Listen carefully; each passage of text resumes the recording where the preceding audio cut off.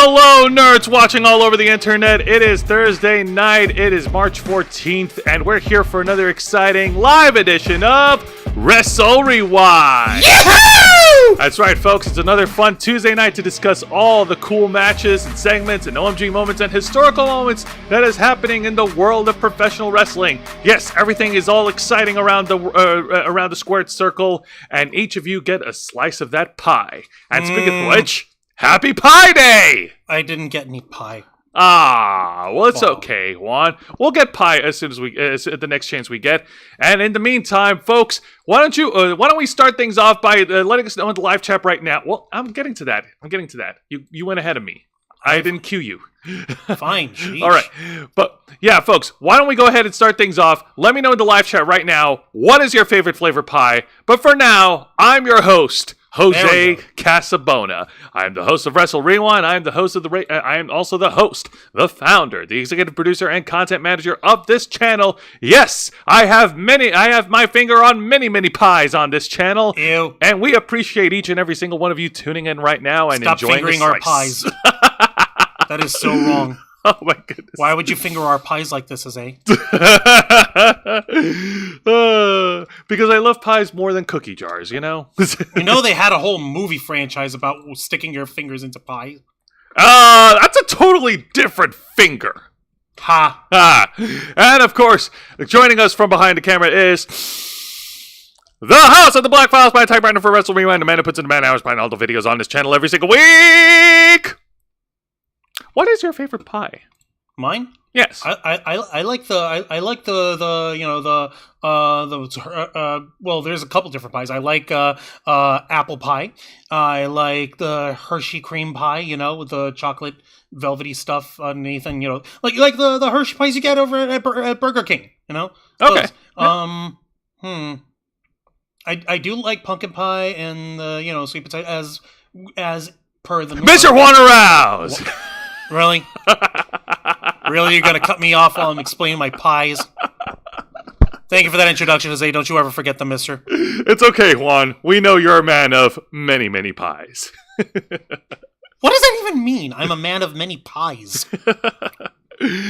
And of course, much like all our other shows, we are simulcasting on YouTube and Kick.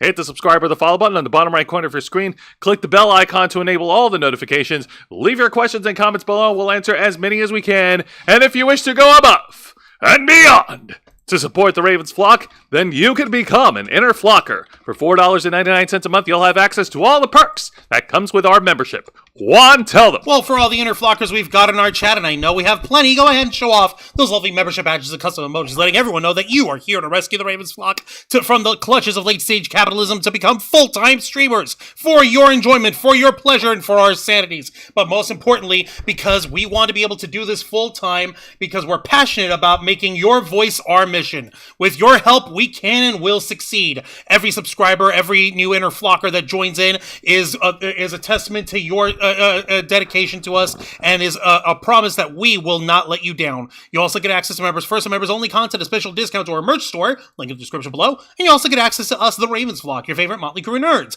here to make your voice our mission by providing us your thoughts, your input, your feedback, your ideas on how to better shape the future of this channel to suit your tastes and needs. Speaking of which, let's say hello to the chat up there. Matty Coburn, Nikki Bella, Vicente Guerrero, Lisa Boo. Let's see. Is that all we got for now? Okay. That's fine. Looks like Lisa Boo likes apple pie. Nikki Bella likes pumpkin pie. Vicente Guerrero is a tie between cherry and pumpkin pie. Lisa Boo is saying that pecan is great too, or coconut. And Matthew Coburn, if The Rock was in the chat, Rock the Dwayne Johnson would list off a ton of girl pies he likes. Ha ha ha ha ha ha. Clearly, we know what kind of pie Rock the Dwayne Johnson's into. I don't know, man. Lately, he's been very resenting towards the Karens. Yeah, really, the crackheaded Karens. The crackheaded Karens, yeah. Matthew Coburn says he only likes chocolate pies. That's fine. Ain't nothing wrong with that. Hey, chocolate pies are good. My favorite pie is a tie between French silk pie and banana cream pie. Yeah, there's so many bad innuendos! We're going to hell. We're going to hell when we Hey, die. man, I was thinking of flavors. Where is your mind at? I'm the most perverted person in the entire flock. You know where my mind's at. And Angel calls me a simp. I'm not. No, it's not a matter of simpery, Jose. It's a matter of perversion. I'm the one with the dirtiest mind of us all. But you know what actually helps fuel my mind when I'm trying to not be dirty, but also at the same time trying to stay energized, especially after a long day of convalescence. By the way, I was feeling like dog crap today, but thankfully I was able to get a pick me up with some good home cooking from K-Storm and from our partners, Glitch Energy. That's right, folks. 0 calories, 0 sugars, 0 carbs, and also 0 crash.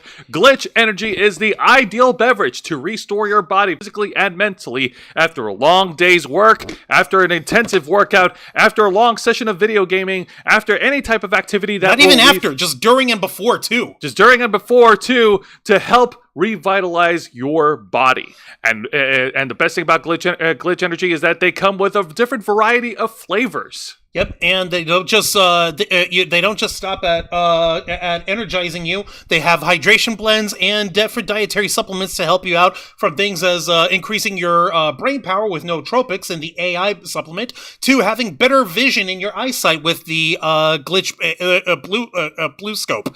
So if you go to glitchenergy.com and use our promo code FLOCKFUEL, you'll get 20% off your total purchase. And so we like to thank Glitch Energy for partnering with the Ravens flock. You may or may not have made a serious mistake. Spoiler alert, you did. All Matthew right. Cobra saying, I bet someone likes to pack fudge pie. We're going to hell. Yes, we are. We are such perverts. But then again, we're an 18-plus channel, in case you've forgotten. So believe you me, this is not the first nor the last perverted thing that will be said on the Ravens flock. Now, of course, if this is your first time watching, here on Wrestle Rewind... I was about to ask you that. What is it that we do here on Wrestle Rewind? Well, on Wrestle Rewind, we review 3 of the most exciting professional wrestling programs in North America today. That is WWE's NXT, AEW Dynamite, and TNA Wrestling's TNA Impact. I'm still not going to get used. I'm still not used to the new AEW Dynamite logo. It's Yeah. very NXT 2.0 looking. Yeah, I don't know. It's dang it. giving me like basketball vibes. It's weird. So weird. All right, so right now we're still on the road to WrestleMania. WrestleMania is only 3 weeks away, kids.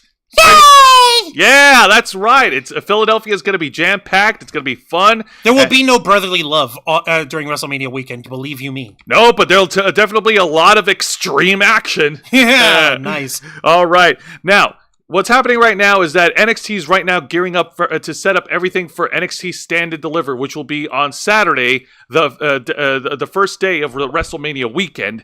And AEW is also gearing up for a brand new pay-per-view event that they're debuting next month as well, following WrestleMania, called AEW Dynasty, which will be on Sunday, April 21st. So that's what that's about. I thought it was like a special TV event thingy. It's a new pay-per-view? It's a new pay-per-view event. Yep, that's right. All right. And of course, they've just recently wrapped up their TV special of AEW Big Business. More on that later. And TNA has also wrapped up their pay-per-view event, TNA Sacrifice, which was on Friday, March 15th. And we'll have more of that in our discussion in a little bit. So, with that being said, let's go ahead and start the review. 1, ring that bell. Don't mind if I do. All right, let's do this. Okay. So, we're going to start things off by reviewing this week's edition of WWE's NXT. And our show... Also, hold on. Jeannie Rick's in the chat. Hey up, Jeannie Rick. Welcome to Wrestle Rewind. Jeannie Rick, welcome to Wrestle Rewind, and let us know, what is your favorite flavor of pie? Since today's Pie Day, we want to know what type of pie you like. Hells yeah. The Yappa Pie. Hells No, yeah. no, hell no one. And speaking of guys getting a slice of that championship pie, we turn to our first round of many qualifying tag team matches as the teams of OTM, still a weird acronym, but still a weird abbreviation, but I've heard weirder, goes up against the Latino World Order, the team of Joaquin Wilde and Cruz del Toro. Holy shit. Wait, the LWO is back in NXT officially now? They've been floating around between NXT and SmackDown. The same thing with the Good Brothers. I was about to say, that is so bizarre. Yes. But like, I'm actually glad that the Good Brothers, Carl Anderson and Luke Gallows are showing the kids, the scrublings, how it's done. But I'm surprised that they're not in this match. But well, they're going to be. Well, here's the thing. This is a first of 3 qualifying tag team matches. Whoever wins those tag team matches will then square off against the NXT tag team champions, Braun Breaker and Baron Corbin. And I believe it's supposed to be like a triple threat tag team match or a triple threat tag team ladder match at Stand and Deliver for the NXT tag titles. These guys are not kidding around, are they? Oh, yeah, dude. It's WrestleMania weekend. They're loading up with a lot of exciting wrestling stuff. So, and I'm for it.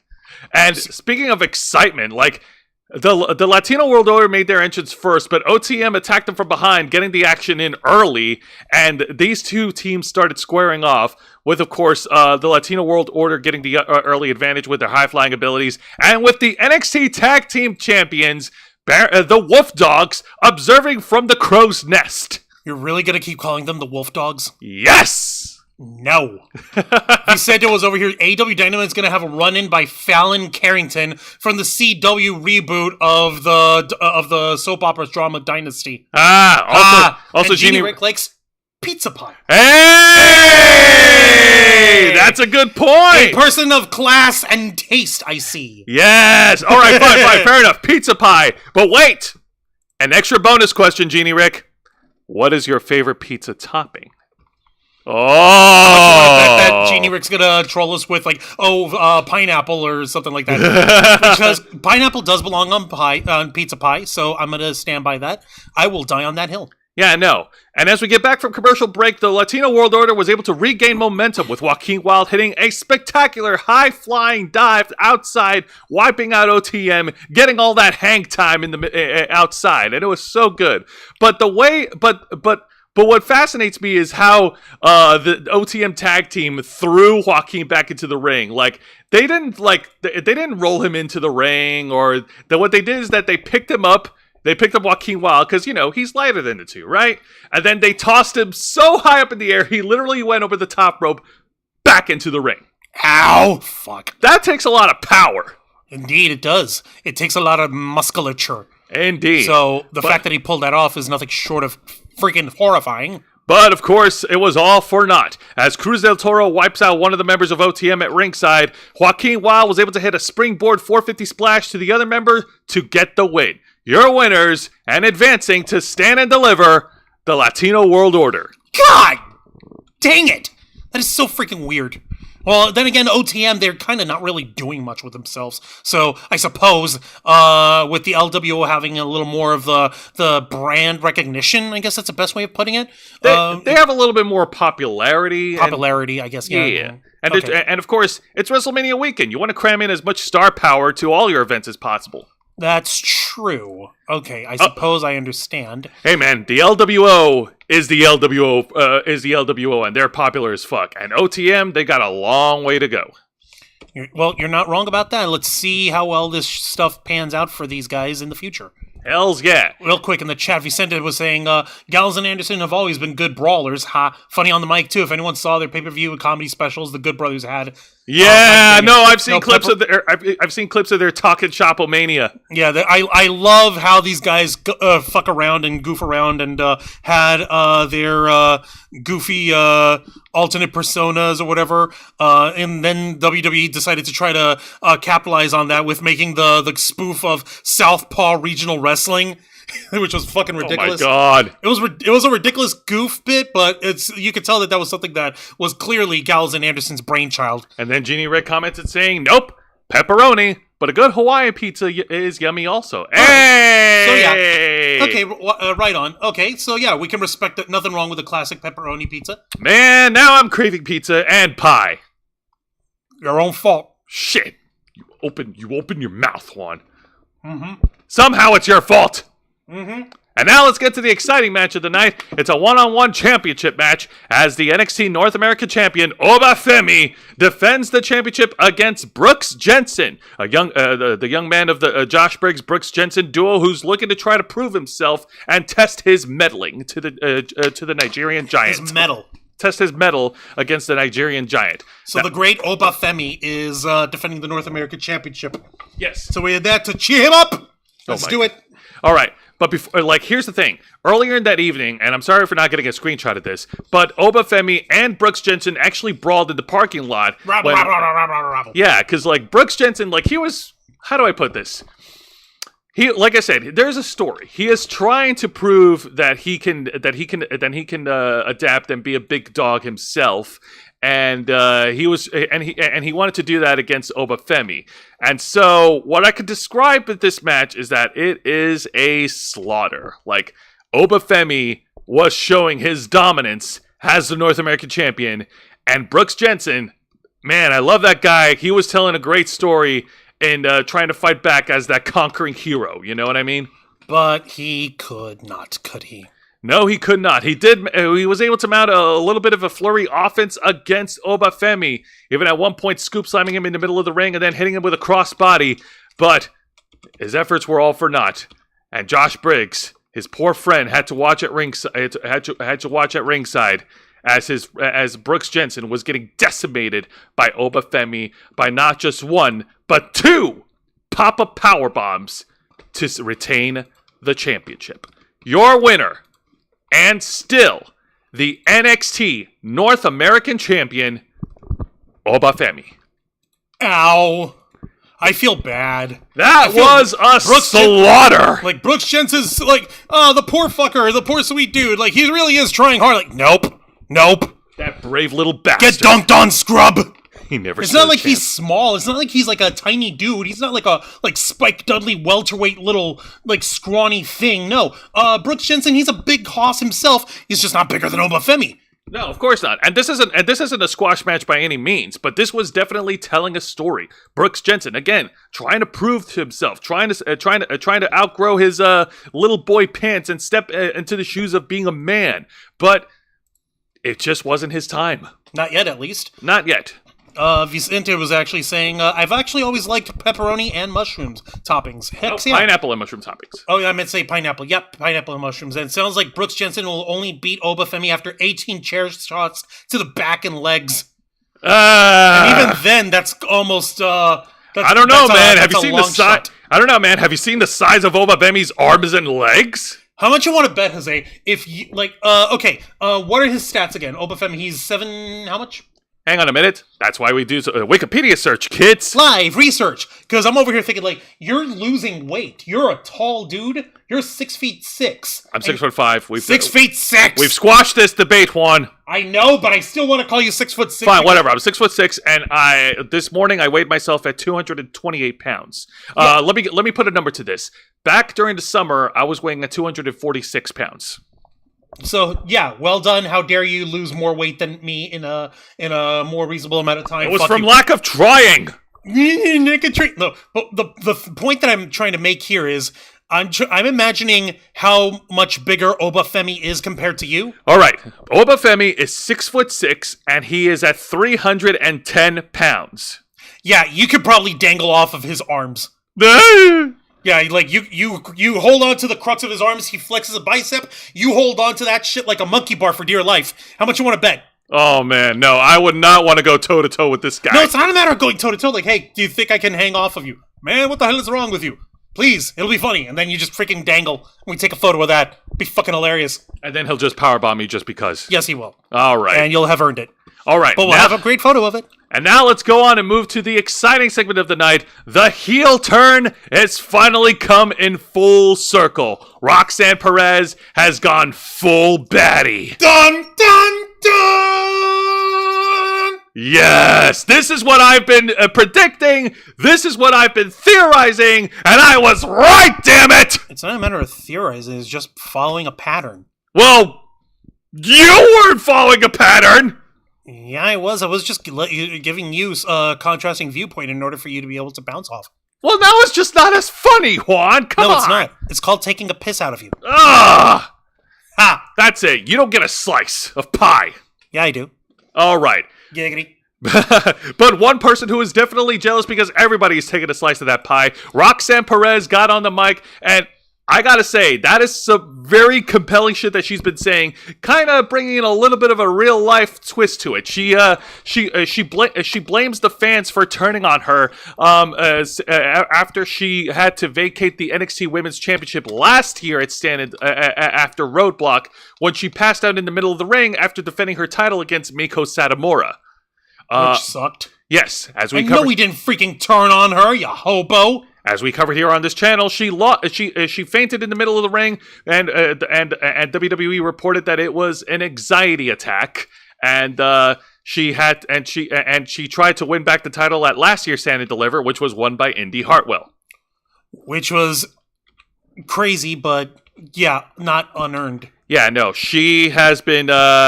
She says that she's been feeling this way for a very long time. How she's been trying to get back onto the winning side of things for the championship, but she's sick of waiting. She's sick of other people taking her opportunities, taking what is rightfully hers. And she has, and she pretty much, and she also said, "You're welcome for." I think she said, "You're welcome for giving you guys the shortest title reign that at the end of the NXT Women's title reign of Lyra Valkyria, since she injured her arm last week." Ow! Yeah, really? No. Wow, she's healing it up hard. She is definitely healing it up hard, and I love this. And she also mentioned how last year, when Becky Lynch and Roxanne Perez stood face-to-face in the middle of the ring, how the fans booed Roxanne and cheered for Becky Lynch. She blamed the fans for turning on her. It's not her turning on her shit, man. It's like Becky Lynch had an NXT Women's Championship run. She was trying to get this shit done, and hey, you're testing yourself against the man, for Christ's sake. Take it as a badge of honor, God dang it. She never got a chance to test herself against the man, though. That was Lyra Valkyria, and she won. Still, the point is, fucking, kick her ass and stuff. Well, yeah, if you said it over here saying, wow, Jose at 6'5", we might have found a new opponent for Alberto Del Rio / Alberto El Patron / Alberto El Total Fuck Up. Yeah, dude, no, that's a terrible mistake. See, because what I'm going to do is that I'm not going to pin him. I'm not going to make him submit. I'm going to knock that fucker out and send him into the hospital. Yeah, no, we have no respect for any way, shape, form for Alberto Del Rio over here. He's a fucking wife beater. He's a fucking piece of shit. He hurt our girl, Saraya Page. No. Yeah. No, that shit don't fly. I don't give a fuck. Yeah, fuck him. I do not stand wife beaters. So exactly.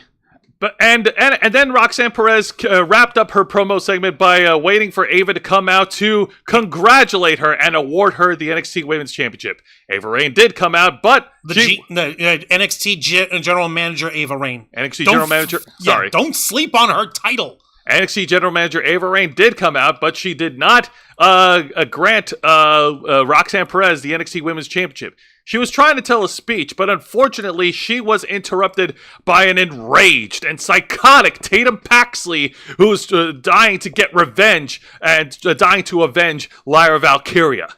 So next week on NXT, Roxanne Perez will face Tatum Paxley. All right, right on. Okay, so, what's her face? Ava Raine was trying to make a point of, hey, listen, you this ain't about your, people turning on you. What exactly was Ava's little speech? What was she trying to say? She was trying to clarify the fact that Roxanne Perez never lost her NXT Women's Championship, that she had to forfeit it because of her anxiety problem following Roadblock. Right, so exactly. So you never lost it. And I'd be happy to give it to you, give you a shot, but that doesn't mean I'm just going to hand you the title, kind of thing. What was that? What she was trying to say? Yeah, that was what she was trying to say, but then she got interrupted. And like I said, I love heel Roxanne Perez. Yeah, this Roxy is definitely working.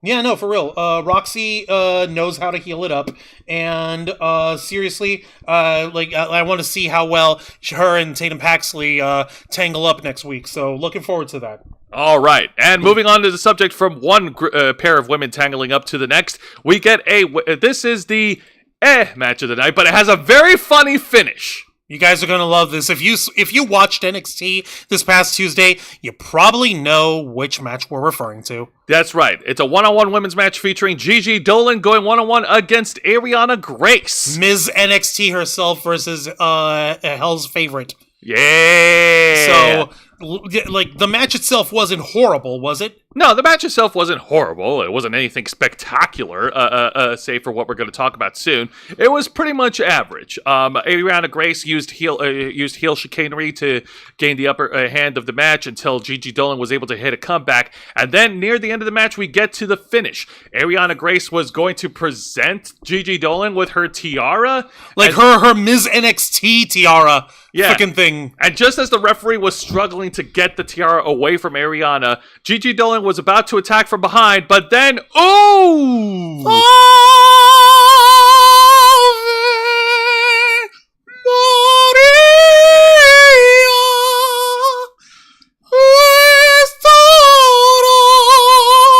Okay, guys, I need to say this right now. Me and Juan, we have seen so many wrestling matches. No, save it. We'll save it. We're not going to play that yet. But we have seen so many wrestling matches in the past 3 decades. I think that's a good estimate. Yes, 3 decades. Yep, over 30 years. Over 30 years. There has been a long history of, we have lost account of how many times men get hit in the nuts by a punch or by a kick. Seriously, but the amount of times men get low blowed in the middle of the ring, if they straddle the top rope or whatever. You remember that? I think it was stuck on. I don't remember which match it was, but it was stuck on the top rope, and his opponent was like bouncing the top rope over. And the amount of times that's happened to guys in the middle of the ring, you can pretty much tally that up to the number of days that Roman Reigns has been Universal Champion. It's been ridiculous. Yes, but never, ever have I ever seen a woman hitting a low blow to another woman. At least not to this degree. Jesus Christ, Gigi Dolan's face in the middle of it was astounding. Oh. What was the? You know what? No, I'm gonna look for that tweet. I'm gonna look for that tweet. I'm gonna look for that tweet. I'm gonna look for that tweet. I'm gonna look for it, and you can't stop me. You can't stop me. Hang on. All right. Juan is gonna look for a tweet that is relevant to this match. But yeah, no, this is a first. This is a first for me and Juan. We have never seen this happen before in a wrestling ring. Not on WWE. There we go. Not on WWE programming, at least. This is what okay. Well, we'll get to this. We'll get to this in a bit, but as Ariana Ariana learned the hard way that in professional wrestling, turnabout is fair play. Gigi Dolan quickly gave her receipt and hit a low blow onto Ariana Grace, unfortunately getting herself disqualified, but at least it gave us this beautiful gem.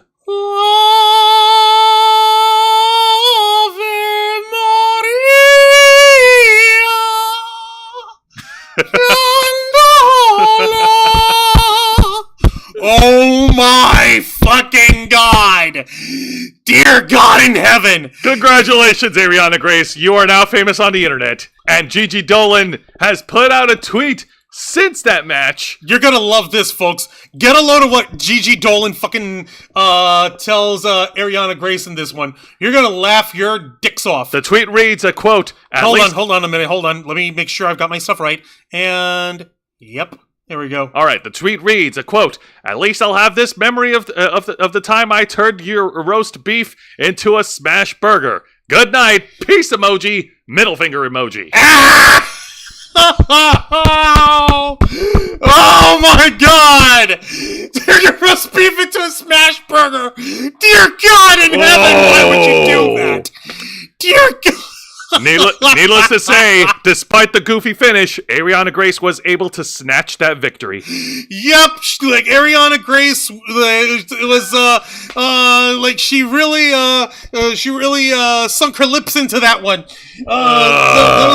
There was a definite amount of cunt buggery around with the ending of this match. She was able to steal the win from the jaws of defeat. Jesus God. Oh no! I'm so sorry to the ladies in the chat. You're probably feeling this. They're probably lining up ready to slap us. They probably are. And I do apologize, but at the same time, the fucking facial expressions between these two are priceless as hell. Gigi was screaming in fucking agony. Ariana Grace freaking it's official. Gigi Dolan had discovered her bunkai and unleashed it on Ariana Grace. She has Vagina joke! There. She has mastered the pinchasa. The pinchasa! The phenomenal forearm! The phenomenal forearm! Oh no! Listen, man, if Gigi Dolan is not doing the Nakamura look when he hit AJ Styles, I'm not buying it. Oh no! God almighty. Vicente is over here. Gigi Dolan, even selling extreme pain, cannot look less than 10 out of 10. Jeannie Rick saying, that is, I can't believe you just did that look. Yep. Yes, it is. Oh my God. Oh my God. I'm sorry. The WWE okayed this. Yeah. This is all Shawn Michaels' fault. I think because it's happening at NXT, Shawn Michaels could get away with it. Yeah, I mean, like, seriously, it's not like it's groundbreaking or anything like that, but just the amount of impact that they're going to do. But if they turn this into a thing, just like they did with AJ Styles and Shinsuke Nakamura a couple of years ago, where they just nut-chuck each other week after week, it'll kind of lose its luster, but it's still freaking, For now, it is funny. It's just surprising to us because WWE have been so strict on their PG content. And not to mention, much more strict on the physicality that women are allowed to express. Yeah, no kidding. Like, yeah, the ladies can be hardcore and everything, but a low blow's a low blow, even if you've got an innie or an outie down there. Right? Damn. So that don't matter. It's just a matter of does that shit hurt? Yeah, it do. All right. Well, let's go ahead and move on. These women have definitely proven that they're definitely not pussies in the ring. No, they're not. Okay. More vagina joke. There. All right. Now let's get to the weird and bizarre segment. Let's talk about this. It's a video package featuring the D'Angelo family coming to fruition. They're dining out, eating yummy Italian food. Just want to do a little personal, throw a little personal thing there. Me and Juancho, we had some Italian tonight. K-Store made some awesome, authentic pasta and bolognese over here. It was delicious. It was tasty. And we had freshly grated Parmesan cheese. It was nice. Yeah, no. The D'Angelo family The D'Angelo family is now complete. Along with Tony D'Angelo, Channing Stax Lorenzo, and Adriana Rizzo, they have their consigliere, the guy to the far left, Luca Crucifino, who is like I said, their consigliere. He's their special counsel. He's their go-to guy. He's the man who's there to resolve situations. Poppity poopy, beepity poopy pop. Pretty much. Poppity poopy. Beepity poopy pop. Yeah. They're over there having a great time celebrating Tony D'Angelo's win and how he's heading to Stand and Deliver to challenge Ilya Dragunov for the NXT Championship. And speaking of the champ, out comes the Russian Mad Dragon himself.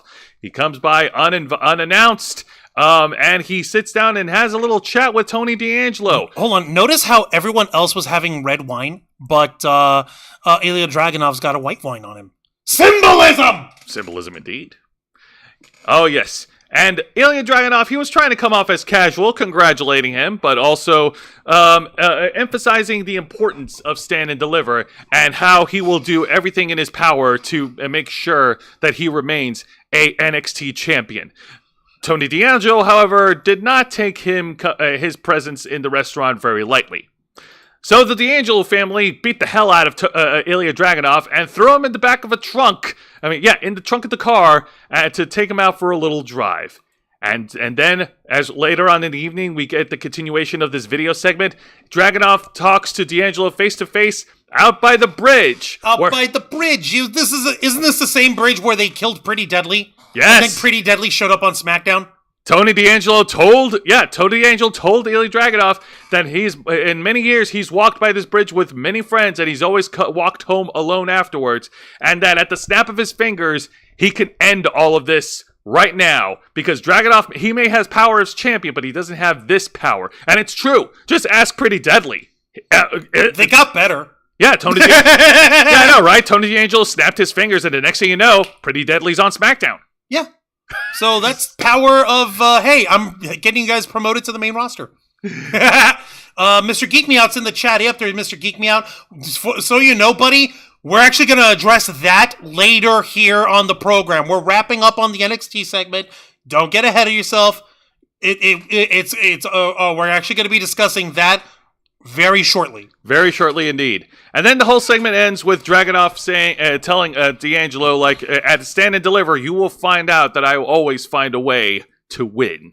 So, yeah, like I said, this was a very weird segment. Very weird for me to take in. Like, the restaurant thing was cool, and then of course Dragunov came by, because of course he does. We need to have a one-on-one with champion and challenger. I figured out the segment is it's a little bit weird, but it's only because it still feels a little off there. Let me put it to you this way. As far as the segment itself goes, this is Tony D'Angelo flexing his muscle, basically saying like, no, this is like, like you said, you may be NXT champion, but you don't have my kind of power. You don't have my kind of authority. You don't have the ability to like, listen, I can off you right here and now, and no one can stop me. But I want to win the NXT championship off of you at Stand and Deliver, so we're gonna do this by the books. You see, we're gonna do this thing right here. That kind of thing. That's what he's basically saying. Fair enough. I just thought like the whole kidnapping thing was like just weird. Like you're kidnapping him just because he just to prove the point that he can get away with it, and nobody can stop him. Okay, fair enough. That's the point he's trying to make. I guess I'll give it a pass. Like, it wasn't a bad segment. It wasn't embarrassing. It's just odd. Yeah, it's a little poppity poopity, beepity poppity poopy, beepity poopity pop. Hey, careful, Wancho. Tony D has power. He can snap his fingers, and the next thing you know, he'll toss your ass out. Let's see him try. All right, now let's get to the main event segment. At the end of NXT Roadblock, Trick Williams made his return and got his hands on Carmelo Hayes. And yay! We get whoop that Trick. Indeed, the fans all came alive for this guy, including Booker T, of course.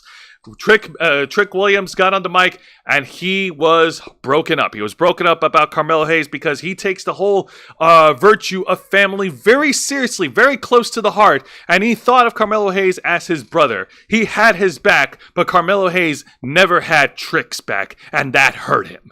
God, it's so fucked up. It's fucked up indeed. And now Trick Williams has will prove that at Stand and Deliver, he is levels above Carmelo Hayes. Will he? Yes, he will. But, of course, his segment was interrupted by the Meta-4 Sans Heritage Cup. That's right. What? What the hell does the Meta-4 have to do with this guy? That's right. Noam Dar got on the mic, and he cut off the proceedings and took umbrage to Trick Williams' his bragging and his boasting claims. And he wants to challenge Trick Williams to a one-on-one match on NXT. And so he got in the ring, and Trick Williams wasn't wasting any time. These guys brawled it out. Trick Williams brawled out with an Oro Mensah and Noam Dar, and then afterwards, I kid you not, this was so weird. This came out of left field. Not really. It didn't come out of left field, but because there was a, There was a line that Noam Dar said. It was something along the lines like, hey, nobody cares about you, but they can see the Meta-4 like us, or something along the lines of that. And like, hey, we're the top faction of NXT or whatever, something like that. And Trick Williams responds like, I don't know, the way Lash Legend over here looking at my way, I think you might be wrong about that. And the rest of the Meta-4 were looking at Lash, and they're like, wait, what the hell? What are you doing looking at him for? She's like, I don't know what they're talking about. I don't know what he means. No. Oh, but boy, oh boy, did she prove Trick right. Because then Trick had Lash Legends in his arms. Oh, she was going to try to smack him. He caught her. And then he planted one right on her. Correction. She planted it on him. Oh! This is the only time I will actually accept it, because there's actual content and there's actually makes sense here. Yes, indeed. No, say it with me. Shucky ducky quack quack. Because goddamn, girl! Now, for any of you who may want to know, sorry to burst the bubbles, we have to break the kayfabe. Lash Legend and Trick Williams are in fact a real-life couple, so this was no real super surprise, but at the same time, the fact that they weaved this in a way that makes it entertaining and helps further stories is clever on their part. No shit, you actually did your due diligence? Yeah. Oh, Okay, then. Yeah, so yeah, like the thing is that Lash Legend is gonna smack Trick on the face. He grabs her, he's got her tilted over as if he was gonna plant one on her, and she was like she was breathing heavy, she was panty, she was like had her hand across her chest, like oh my god, I can know what I'm doing, and then she grabs him and leads him in, and then they both kiss right then and there on the spot. That was awesome. Needless to say, I think it's safe to say Lash Legend got a little piece of that Trick chocolate pie. She wants to whoop his Trick. She wants to whoop his trick. Hey man. Hey, everyone gets a slice, right? Innuendo jokes there. I know. I love March 14th.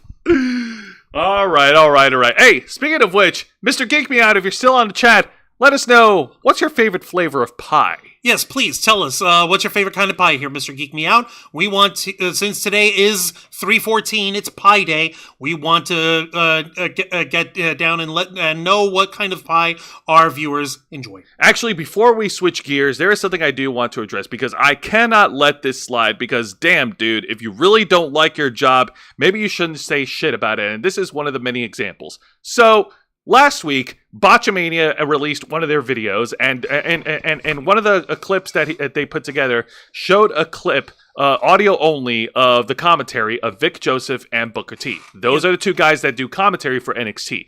Booker T fumbled in his commentary as he was trying to say something, and then he was trying to talk under his breath, but the audio on his mic caught it, and he said, and I quote, who cares? Nobody watches NXT. And I really... Like a fucking asshole. Juan, have you had a chance to watch the newest episode of Botchamania? I have, but I'm actually trying to scrub through see if I can spot the bit where he says this. Yeah, I know. So, because I want to actually find it, because that's bullshit on his end. So. That's very much bullshit on his end. Like, listen, here's the thing. If you don't like... And this goes to everyone, and any medium.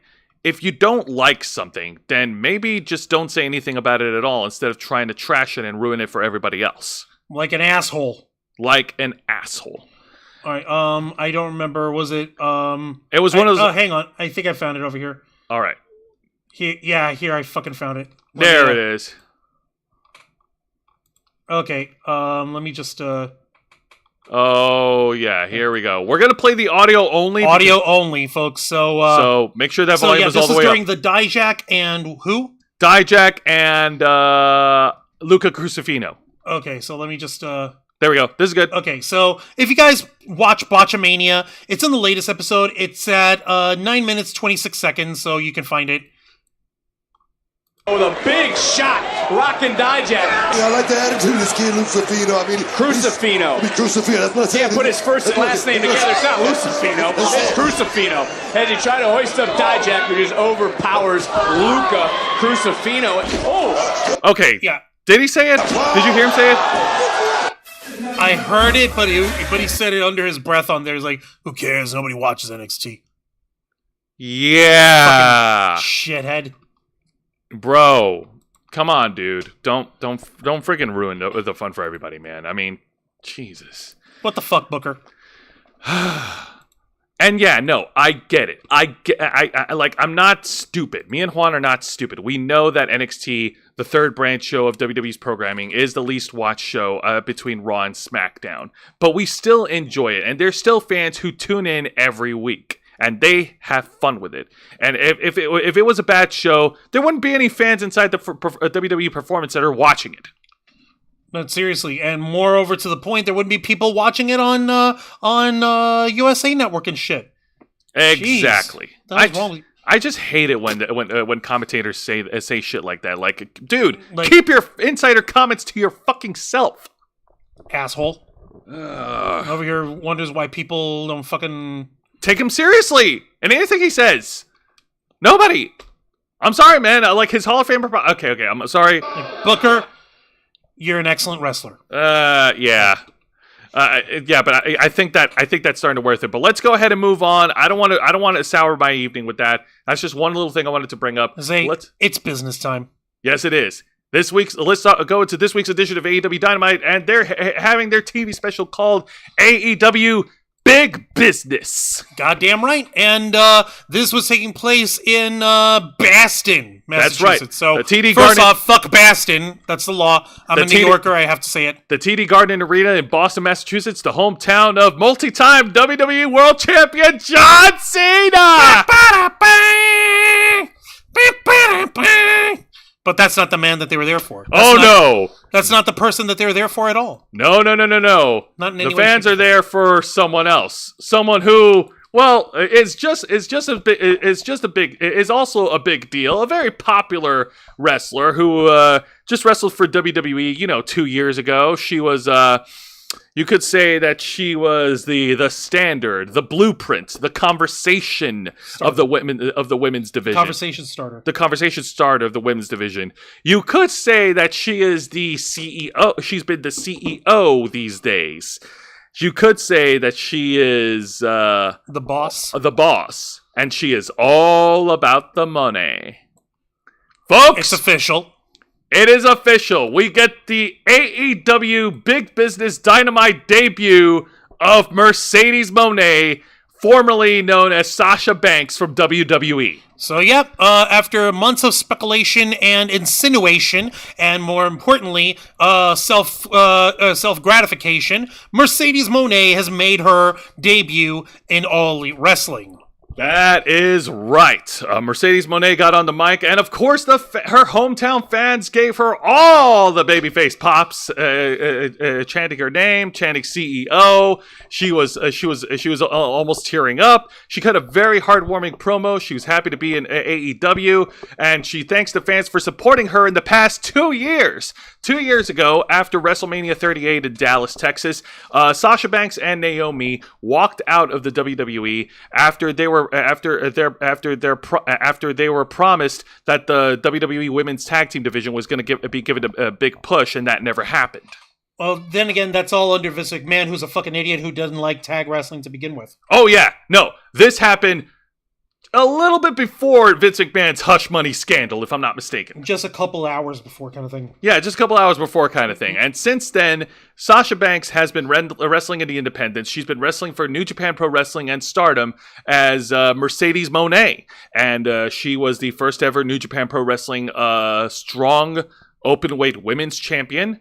And then, unfortunately, she suffered an injury when she suffered a leg injury when she was wrestling against Willow Nightingale last year. And she had to take a sabbatical from wrestling to heal up. So go figure. But now she's all healed up and she's ready for action. And yes, this giant big business pay-per-view, not pay-per-view, TV special did have a sellout crowd in Boston. So all we need now is for, in order for AEW to have respectable audience size and attendance, is for every single week on Dynamite to have Mercedes Moné debut for the first time, and in every pay-per-view for Sting to retire for every single time. Yes. Thank you. No, as in that's the only fucking way they'll sell out! Yeah, I know. But that's just, if you send it in the chat is over here saying, Booker saying nobody watches NXT comes off like he lists to Vinnie Mac's NXT is not the main roster bullshit. Wancho and Zane must have hated when some ECW crowds in Philly would chant, New York sucks dick. Yeah. I mean, those are fighting words. And Mr. Geek Me Out loves apple pie. And yes, she's the cousin of Snoop Dogg, which is a big help in her celebrity status. But that's neither here nor there. Yep. Totally not nepotism at all. Mercedes Moné continued with her promo segment saying that she is excited to get into the ring and actually square up with the women's wrestlers in AEW. And she has a few scores to settle with the women in the AEW roster. So yeah, it is finalized. It is on paper. The ink is signed. For public record. And it's not for public record. Mercedes Moné is all elite. The CEO, the money maker of professional wrestling, Mercedes Moné. I honestly would have loved to see if she had fucking made a special appearance at WrestleMania this year to help Bayley. Her and Charlotte, and who knows, maybe Alexa Bliss. 3 out of the 4 horsewomen would have been fucking amazing to help Bayley against Damage Control. But that's just my fantasy booking, because, that shit would make sense, and it would make money, and cents and dollar bills, y'all. But that doesn't mean that WWE didn't try. From what I've read up, apparently WWE were in talks with Mercedes Moné to try to get her back into their company. But, of course, their biggest hang-up was... She wanted more money. She wanted more money. She wanted more money. And, of course, Tony Khan, he's got money to spare. Yeah, seriously, Tony Khan, dude, chill with the monies, man. Seriously, Nope. Tommy Wiseau is telling you to calm down and save your money. Nope. No, see, friend, he's making investment here. He's making investment to pay off, brother. Oh my god! Man. Between the money that he's spending on the contracts for Will Ospreay, Kazuchika Okada, and Mercedes Moné, jeez, Louise, man, that's nothing to him. That money is nothing to this moron. He burns that shit the way I burn incense. The way you burn your ex's phone number after you get it and you have a bad breakup. We burn it the same way Angel burns his save files of games that he plays through and then he's sick and tired of afterwards. Remember, he did that with, which game was it? DMC. See, that's what he did it live on air for you guys. Okay. He fucking deleted it. We've clarified on Saturday that, of course, the number amount that Okada is being paid and possibly Ospreay Moné is nowhere near how much Brock Lesnar got into WWE, but that's still a lot of money for these three specific wrestlers, and It's still that stupid amounts. Yeah, it's those stupid amounts, and that kind of statement reflects poorly on the rest of your wrestlers in the AEW roster. But you got to remember, it's not a matter of Tony Khan is spending needlessly. His whole thing is, I want to pay this money not just for you to wrestle for me, but so that we can get to know each other, so that you can never leave me, so we can be friends, so we can hang out together. Well, and for him to basically he buys people so that they don't leave him. Well, let's see here. AEW Dynasty is next month, so it's only going to be a month before we see Tony Khan awkwardly hug Mercedes Moné. As if he probably hasn't done it already.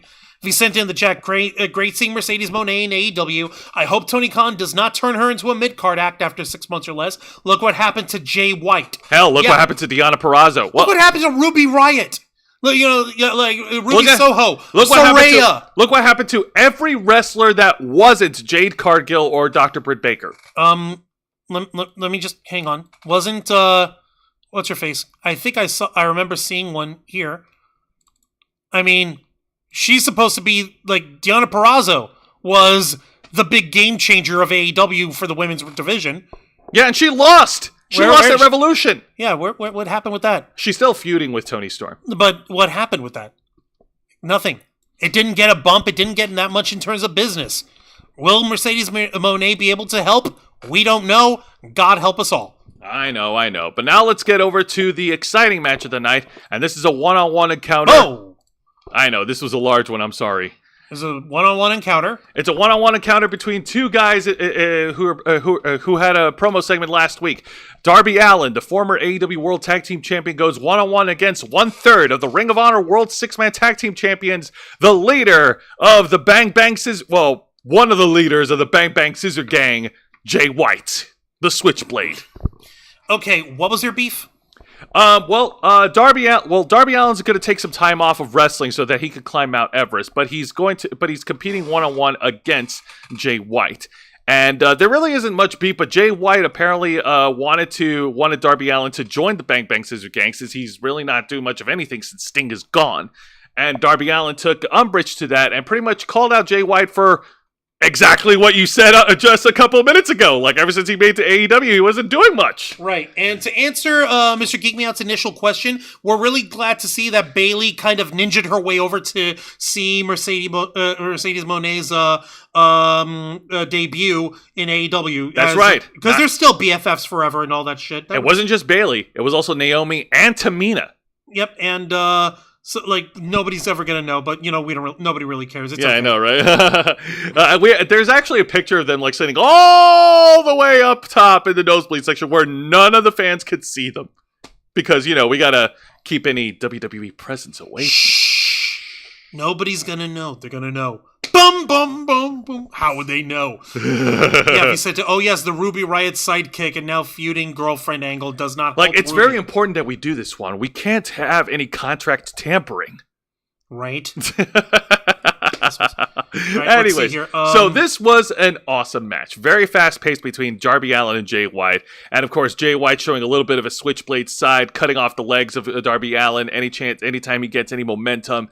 And then, of course, but thankfully, it wasn't like full heel yet. There was no ringside chicanery from any of the guns or any of the scissor part of the Scissor Gang. But Darby Allin was trying to hit a comeback. He hit his spots. He hit his spots all over the place, and he was trying to go for the coffin drop. Jay White dropped him from the top of the turnbuckle, brought him back into the ring, and hit the Blade Runner to pin and win. Your winner, Switchblade Jay White. But what happens after the match was purely heartbreaking. Switchblade Jay White and the Gun celebrated with the Acclaimed in the ring, and then I don't have this was the part where I didn't have a screenshot, and I apologize. Come on, man. I'm sorry. Switchblade Jay White and the Guns attacked the Acclaimed and have turned heel. They've turned against the Acclaimed, and we're back to heel Switchblade Jay White. So that's the end of the Bang Bang Scissor Gang, folks. Hey, man. How long did it last? What? A month, maybe? A month.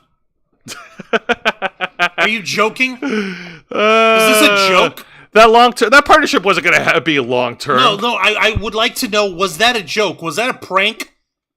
For real. Was that an actual fucking prank? No. People were actually interested in, as stupid as the name of the band, the faction sounds, the Bang Bang Scissor Gang, because of them being dominant as both the Trios Championship and the Six-Man Tag Champs. It would make an interesting fucking storyline or whatever. It really would. So what is this? Is this Tony Khan saying, "Now I'll just cut to the end"? Boom. The faction breaks up and now they're going to feud with each other.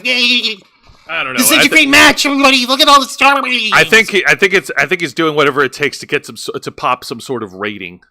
Can I show people the rating afterwards? Because that's let's say this. We'll save it after the main event. Yeah. Because it's pretty bad. But now let's get to the exciting segment of the night. Like, the opening segment was pretty cool, but we have another segment that was just as exciting.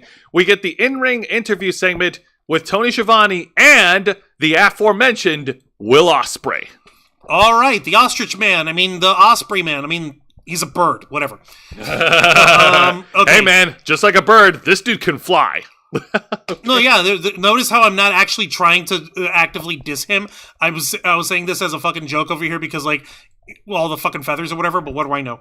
No, you're good. Will Ospreay is excited to be in AEW.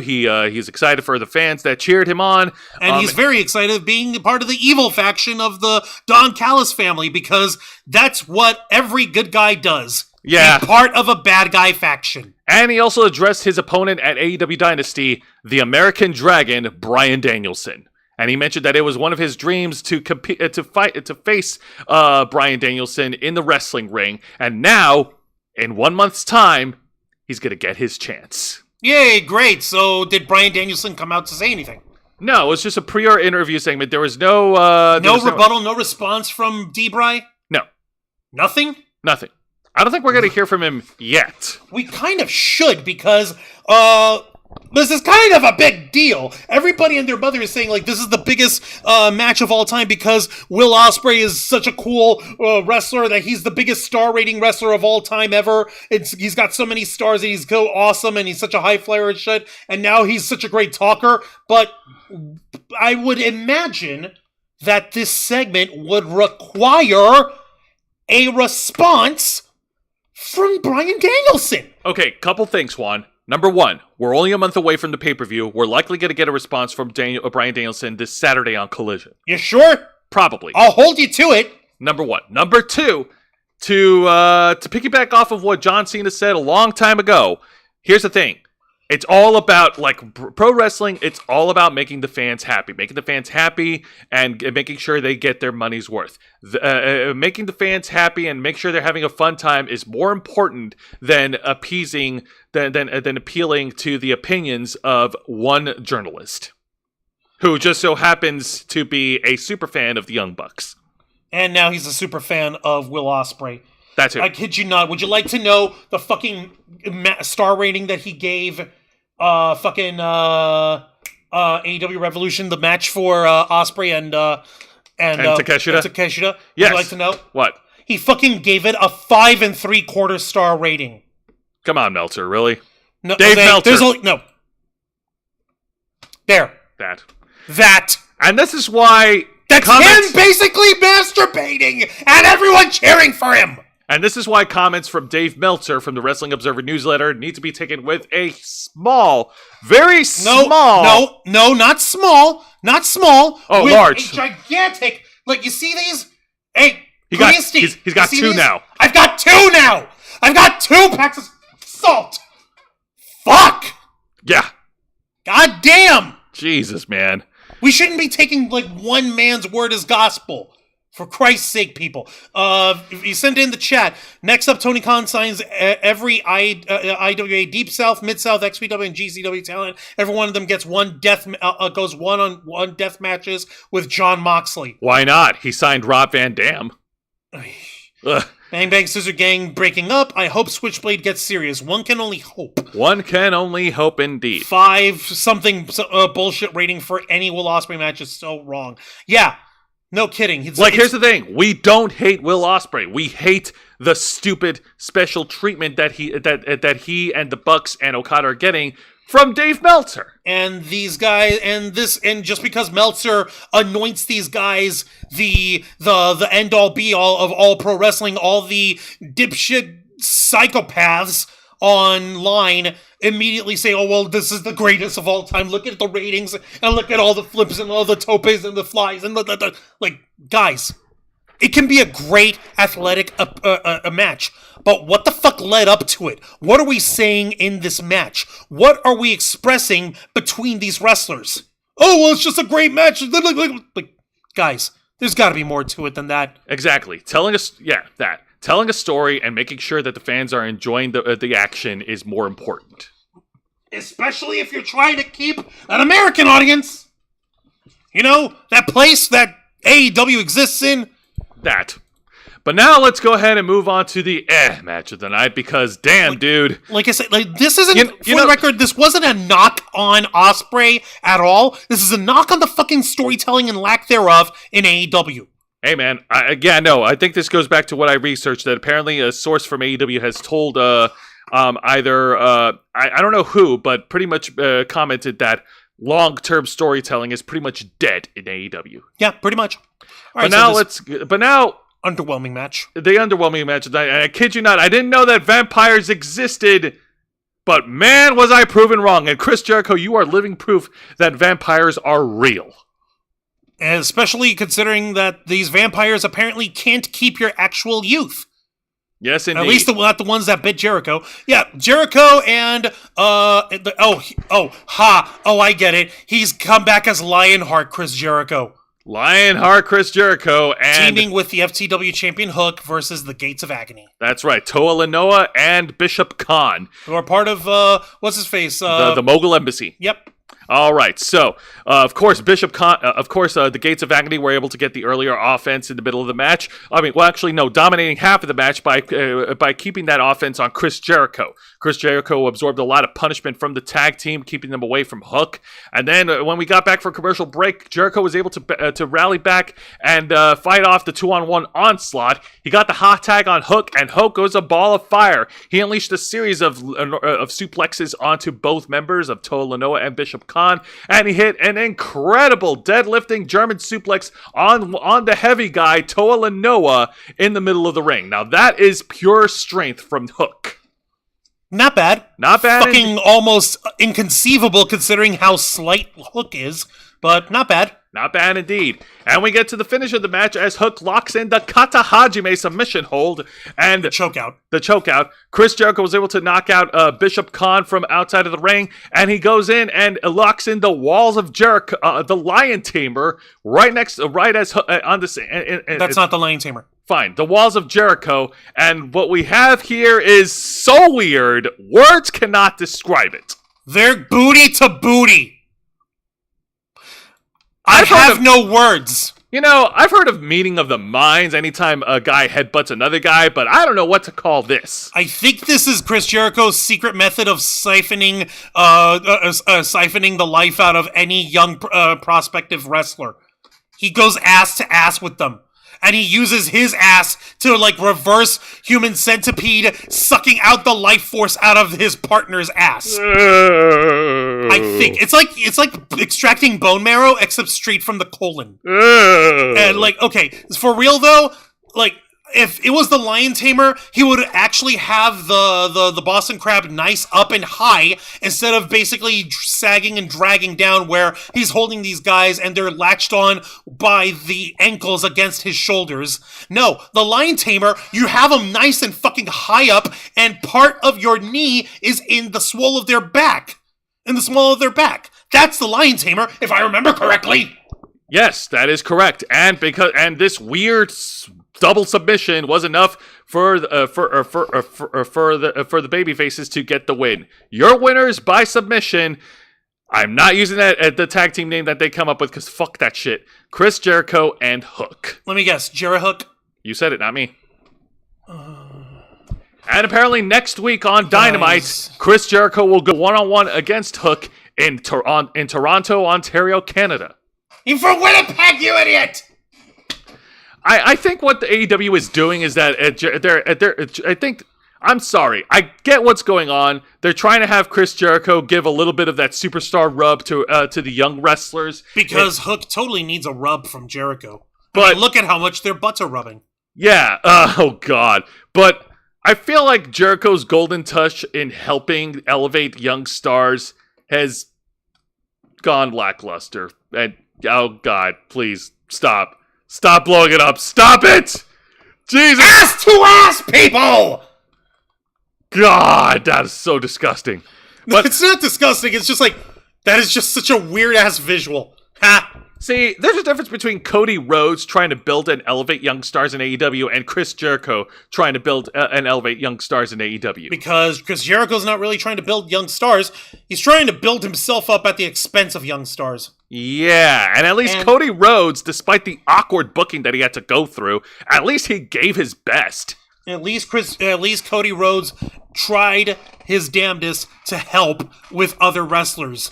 But Jericho isn't really offering anything that new with anything that Hook couldn't do with any other partner. Exactly. Hook doesn't need the veteran rub. He already built his popularity with his undefeated streak until they decided to end it. Yeah, it's just Chris Jericho living through his midlife crisis, and yeah. Let's go! Go back to Toronto! I'm from Winnipeg, you idiot! Oh, God. All right, let's go ahead and move on to the bad segment of the night. And this was before an earlier trios match on Big Business. It's an interview segment conducted by Alex Marvez as he tries to get some words in from the Young Bucks and their newest member of the Elite, the Rainmaker, Kazuchika Okada. Notice how they're trying to keep Okada as their replacement for Cody. Or Kenny Omega. Yeah, no. He tried to get a word in, and then the Young Bucks cut off Alex Marvez and saying that, yeah, no, come on, man. Like, Kazuchika Okada is joined the Elite because, yeah, he scratched our backs, we scratched his backs. We're buddies. And, of course, he could think of millions and millions of other reasons why, if you get what I mean. Ching! Insider comments. Because they're so fresh. I don't know, man. And then Kazuchika Okada got on the mic, and he said, and he told Alex Marvez that it was Matt Jackson's birthday, and he wants Alex Marvez to sing for Matt Jackson. Wow. And thankfully, the interview segment cuts off just as Alex Marvez was about to sing Happy Birthday. What? Yeah. Thankfully, we did not have to suffer Alex Marvez singing Happy Birthday. What? I don't know. What? Is this just another fucking thing of, oh, hey, we're the boss, you gotta do what we tell you to do? Yes. That's exactly it. Idiocy. Let me take a look at the chat over here real quick. If you sent to saying, let's see here, only a should have been a dream match, but if CM Punk signed with TNA, we could have seen Punk versus Ospreay. Who knows? Punk might have kept up with him. Yeah, true. LL Chris using the Lionheart nickname like it's 1995 Smoky Mountain Wrestling and WCW runs. And at the comparison, I liked all 3 of the Human Centipede movies. Let's see, I still remember how Cody Rhodes made Peter Avalon look like a badass. Jericho did the same thing minus bleeding. Okada had to be turned on the Young Bucks fast. He's too good for these spot monkeys. And Matthew Coburn saying obsessing about it is a bit worse than it is. You're not wrong. It's fucking nuts. Wait, obsessing about what? The asses? Wait. Matthew Kerber, can you give us a little more context? Wait, us obsessing over the asses is like, okay, so we're actually not obsessing over the ass. It's just like, it's just a fucking funny ass visual, but at the same time, it's like, it does nothing for Hook in terms of his character. And yes, the butt shot. Yeah, that. I know, it's fucking, it's just comedy. It's all right. Yeah, I know. It's all good. But seriously, this segment here. I know. By the way, spoiler: the Elite won. Yeah. So let's go ahead and move on to the main event of AEW Big Business, and this is a rare occurrence, folks. A women's match main evented an AEW Dynamite show. What? Yeah. What? And it wasn't headed up by Dr. Britt Baker. What? Yeah, I know. Check it out. The main event match is Willow Nightingale going one-on-one against the inaugural AEW Women's World Champion, Riho. I'm still... What the fuck is up with Stokely Hathaway? What is his deal? He looks so weird. So shady. Whatever. No. The in-ring action between the two women was absolutely awesome. Riho, of course, the perennial babyface. She uses her speed and her agility to try to battle back against Willow Nightingale, the powerhouse of the duo. And of course, during the commercial break, Willow Nightingale was able to cut Riho off from the legs, and she was able to mount her own offense, working over Riho in the midsection, working on the bear hug. Riho was able to power out of it, and she hit a series of clotheslines and crossbodies to Willow Nightingale. Willow Nightingale was then able to fire back, and she drops the singlet straps, and then she was able to. And this is actually weird. Like, I thought it was going to be a dirty finish. Nightingale pulled a Kurt Angle? Yeah. Nightingale pulled a Kurt Angle, and this is weird.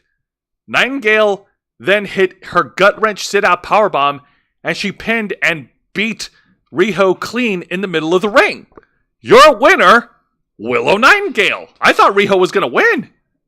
Well, listen, let's not mince words. Riho weighs maybe 2 pounds soaking wet. Oof. The fact that anyone could think that Willow Nightingale couldn't whip the ever-living shit out of Riho just in size factor alone, the difference between the two of them, you got to be cracked in the brain.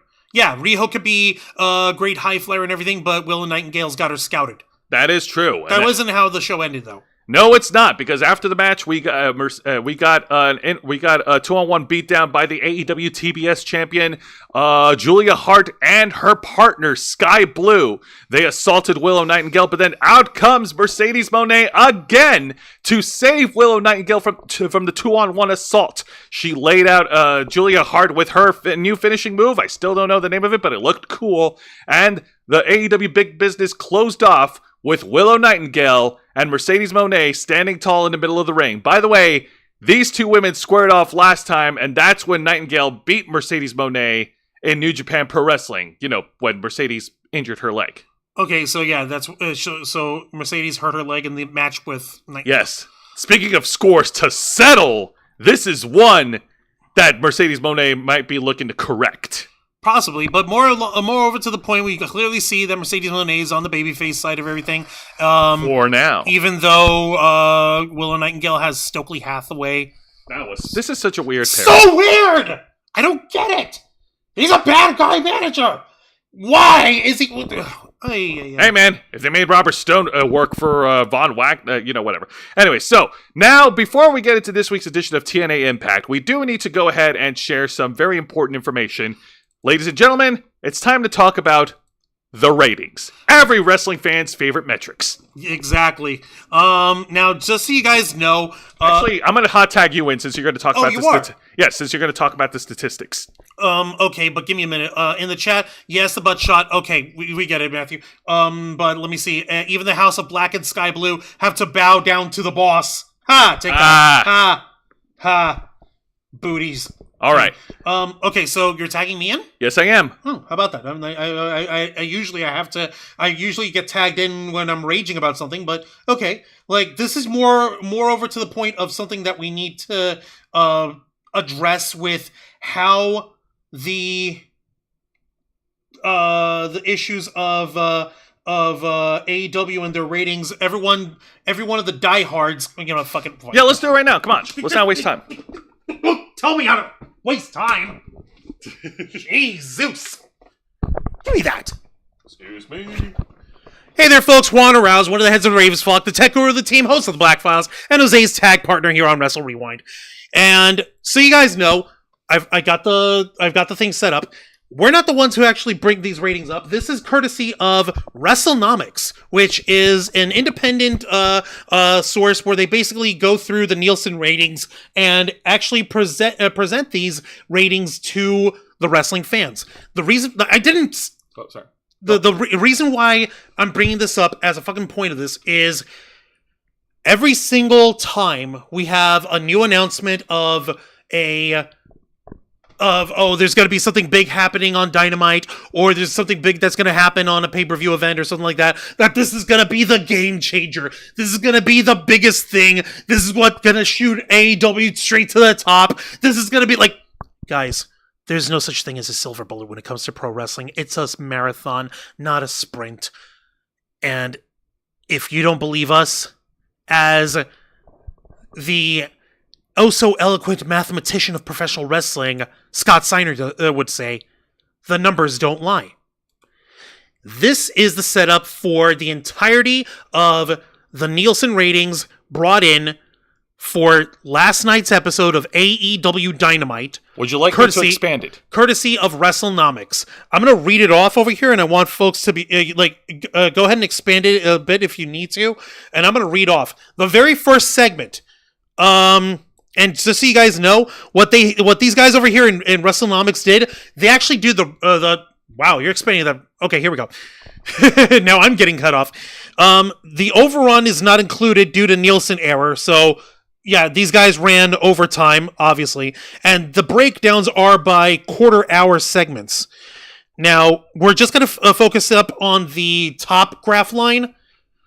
And this is where it comes in. The very first segment, where we have Mercedes Moné and Samoa Joe's backstage interview, they scored an even 1 million viewers.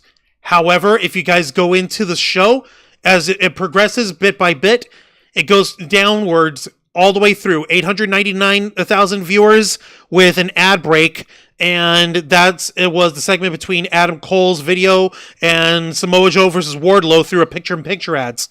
Then it goes down to the next segment. You have a post-match with Swerve Strickland, the Young Bucks, Okada, a segment over here that we covered, the Elite versus Pac, Penta, Cero Miedo, and Eddie Kingston. That brought it down to 815,000. The next segment had 2 ad breaks. One was picture-in-picture ads. That brought it down to 737,000 viewers. Ouch. Ooh, that was the Elite versus the Death Triangle and Eddie Kingston. Yeah, exactly. The next segment over had the live promo with Will Ospreay in it, Deonna Purrazzo's backstage promo, and Jay White versus Darby Allin. That brought it to 798,000 viewers. The next thing it peaked up to 799, and that had Jay White versus Darby Allin continuing through picture-in-picture ads, and the post-match with the Guns and the Acclaimed and the ad break. But then the ratings took a dive down to 732,000 during the match between the Gates of Agony and Jericho and Hook, and there was an ad break there. Yep, and Roderick Strong and the Kingdom and their backstage angle with Kyle O'Reilly as well. And the very last segment, which had our main event, was the Willow Nightingale video, Riho and Mercedes Moné backstage angle, an ad break, Jarrah Hook backstage angle, and the actual match of Riho versus Nightingale through picture-in-picture ads. And that brought it to 627,000 viewers. Oh! And if I'm not mistaken, that actually brought a total average for the evening of AEW Dynamite. Give me a second.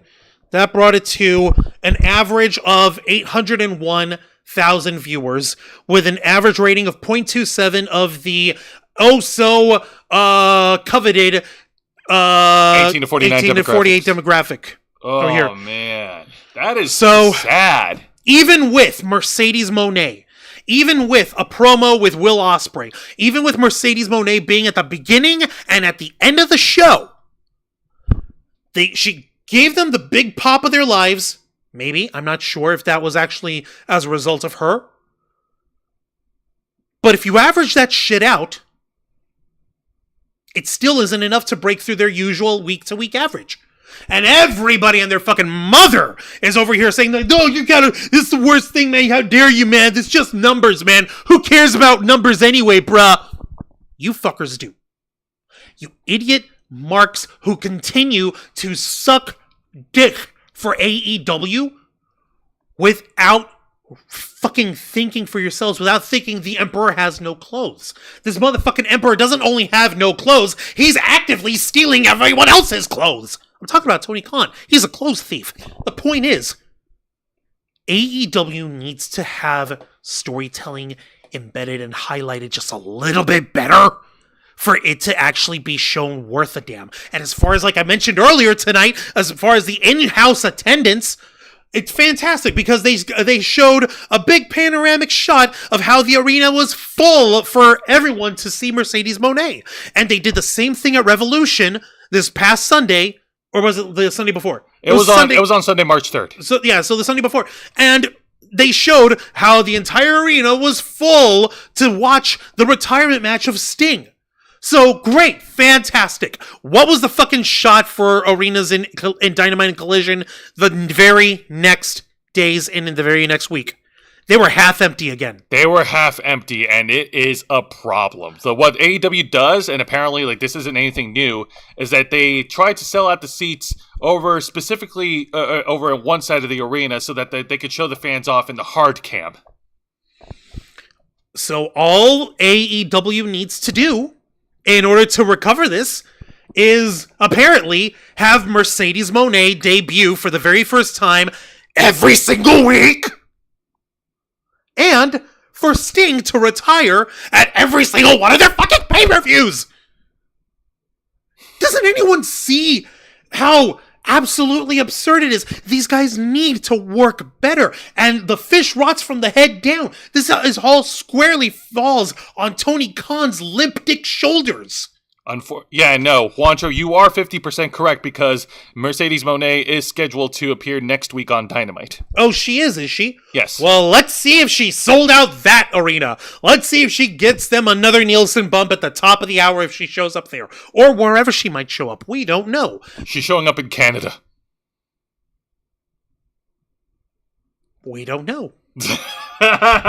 Point is, please don't go looking for Messiah-type catch-all answers when it comes to the problems of AEW's viewership and attendance numbers.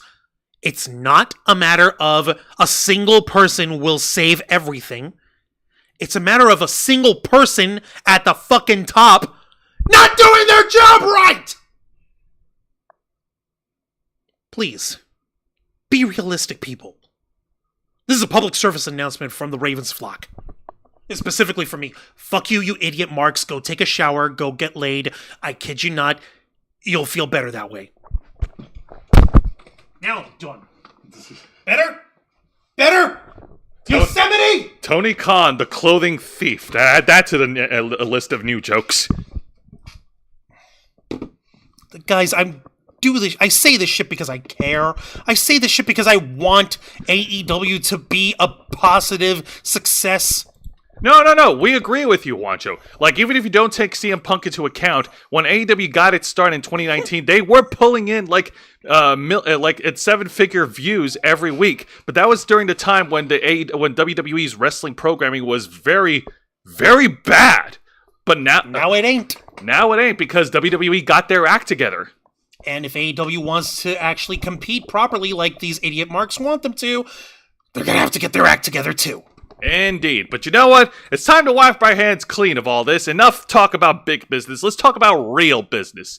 Juancho, let's talk about the main event for this year's TNA Sacrifice. All right. And where did this all take place and what happened here? TNA Sacrifice took place over in, I forgot the name of the town. I'm so sorry. Hang on. Fact check. Live research, courtesy of the Ravens flock. I know, bear with me, folks. Oh my god. Sacrifice. Here we go.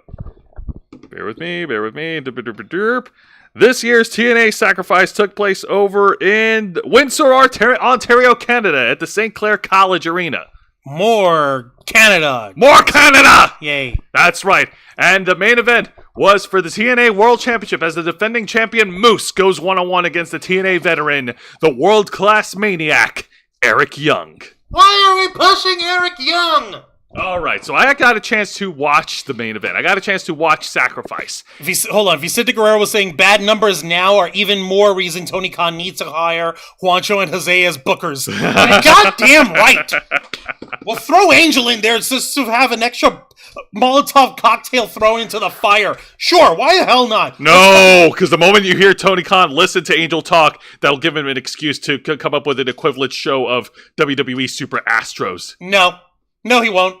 Angel will not do that shit. Angel will fucking book for this guy and will fucking sit there and take it. You're like a good bitch. All right, but let's get to the main event. Yeah, Eric Young starts.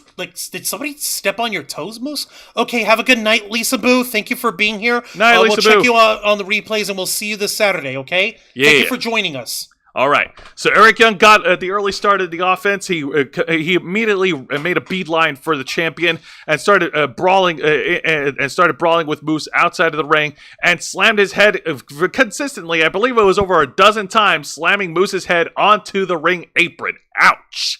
And then when we got back into the ring, Moose was able to cut off the offense on Eric Young and started working on the midsection, the very hurt midsection from the brutal assault the night prior, where Eric Young was beaten up by the system and Moose speared Eric Young using a metal chain as like a sash to add more injury. So Moose continued the match, working on the midsection on Eric Young, trying to wear him down with many power moves.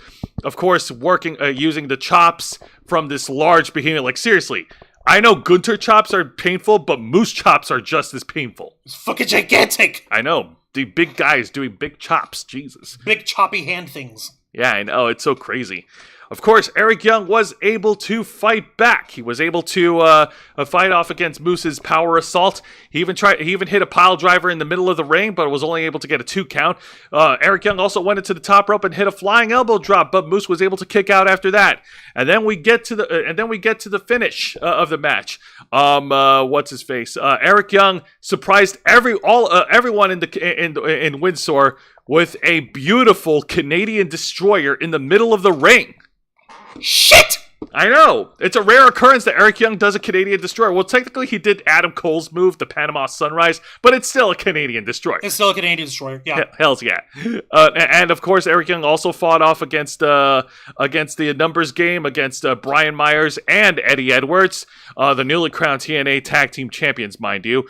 But unfortunately, Eric Young's efforts were all for naught as a masked assailant attacked Eric Young, and it turned out to be Frankie Kazarian, another TNA veteran who's turned villain.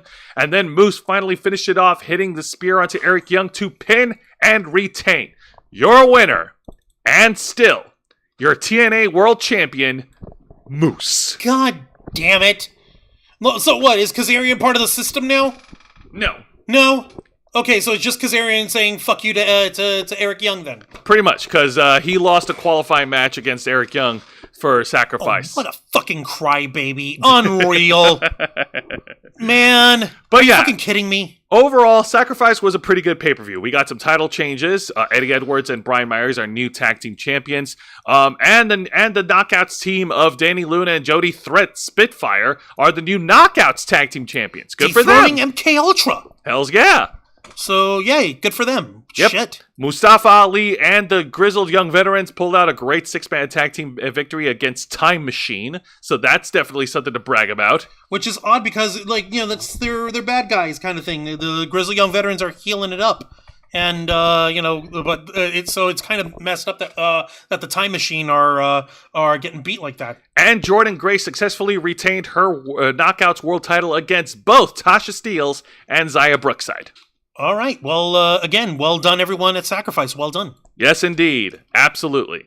All right, now let's talk about this week's edition of TNA Impact. The show opens up with a rematch, the reigniting the rivalry from 2 weeks ago. That's right. This match is for the TNA X Division Championship as Mustafa Ali defends against Chris Sabin. Chris Sabin is exercising his rematch clause after losing the championship to Mustafa Ali at No Surrender. Well, clearly, Chris Sabin wasn't about to surrender, without attempting a rematch. So let's see how well this fared for one half of the Motor City Machine Guns here. Now, I saw the opening match, and I also saw the main event for No Surrender, and I will say this. This match, the rematch, albeit it was awesome to watch, didn't nearly have the excitement as the main event did. Well, I guess it was due to the fact that because it was a main event match of a pay-per-view, they were given a little bit more time. Whereas this is the opening match for a TV show, not enough time. But it was still fun to watch. Mustafa Ali using underhanded tactics, of course, to change to turn the tables on Chris Sabin and control and take control for the rest of the match.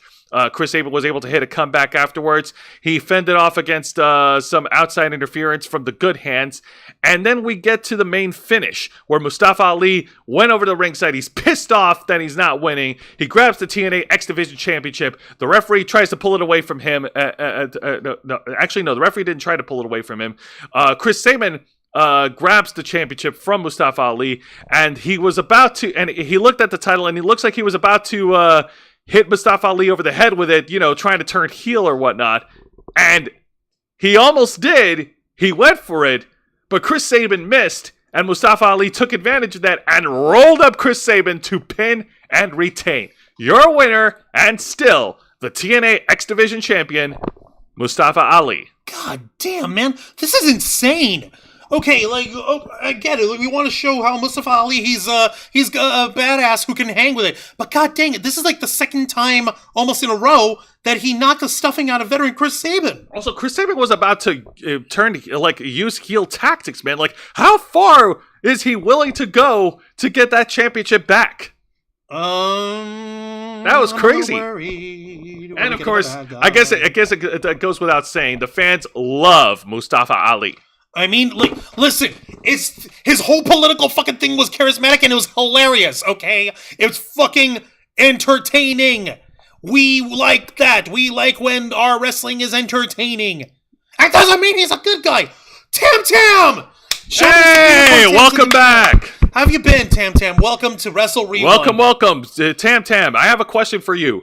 What is your favorite flavor? What is your favorite pie? Let us know. Yeah, let us know in the chat. Let us know in the comments over here. And Vicente is saying, looks like the Kazarian versus Eric Young feud is heating up. Or in a weirder way, we get a three-way feud.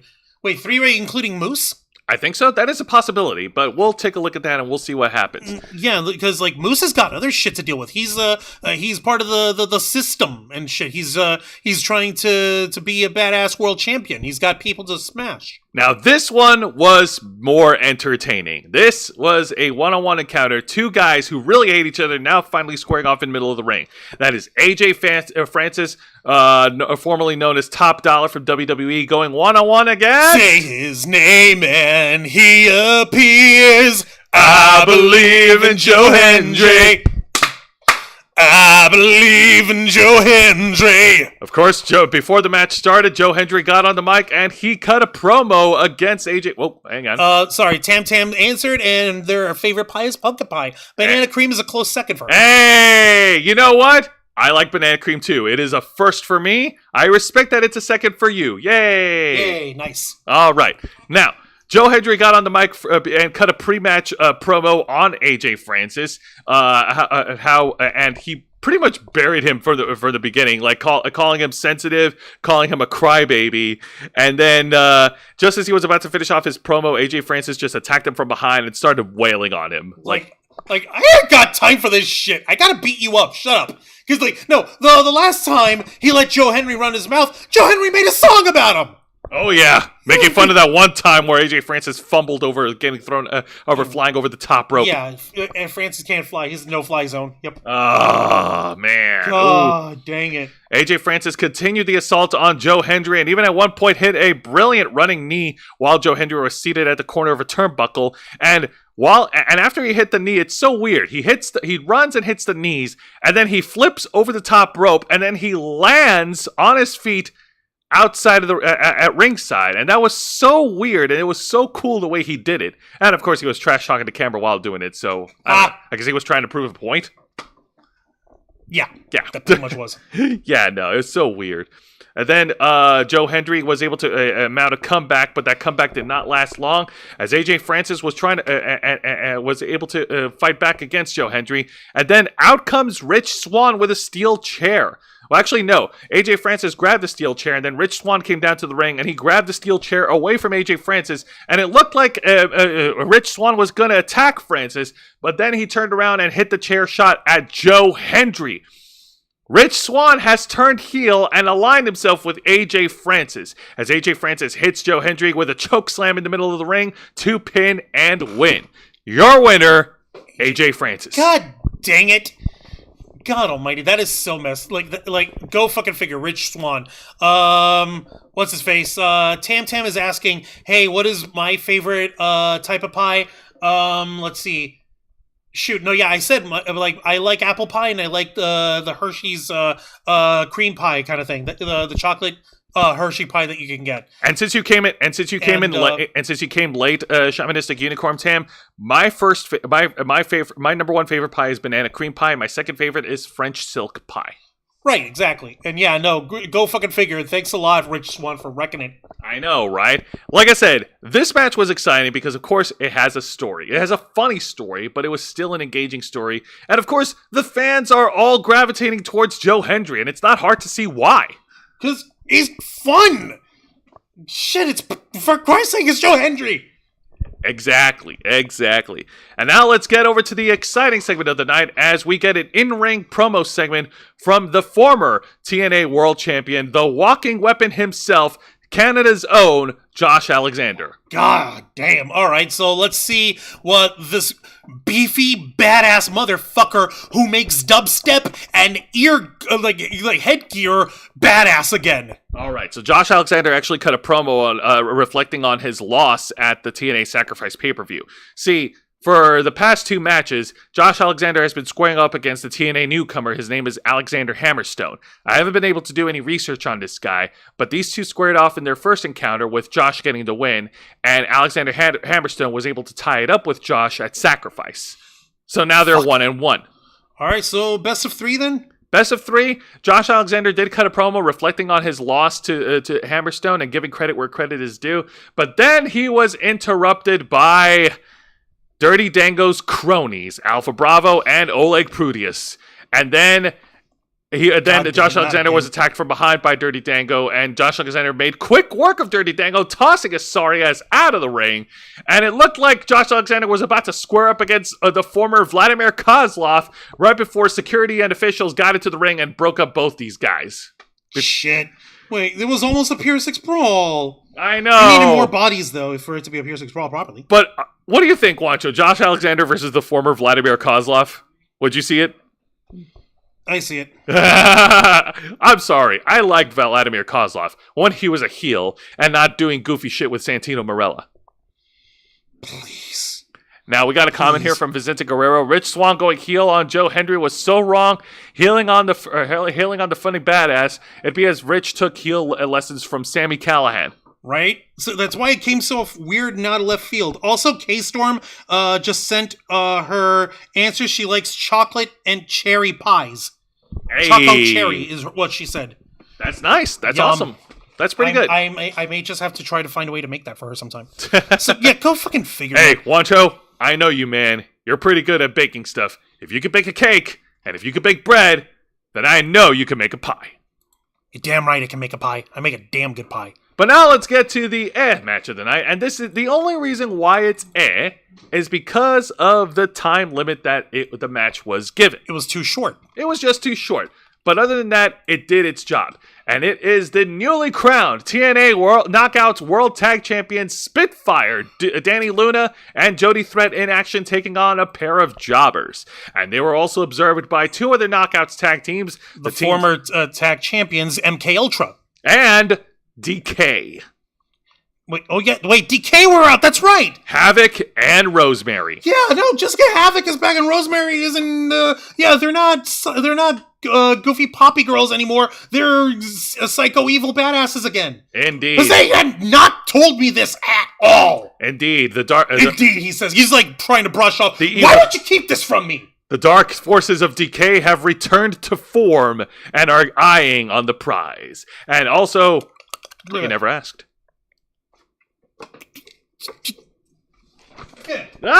Salt!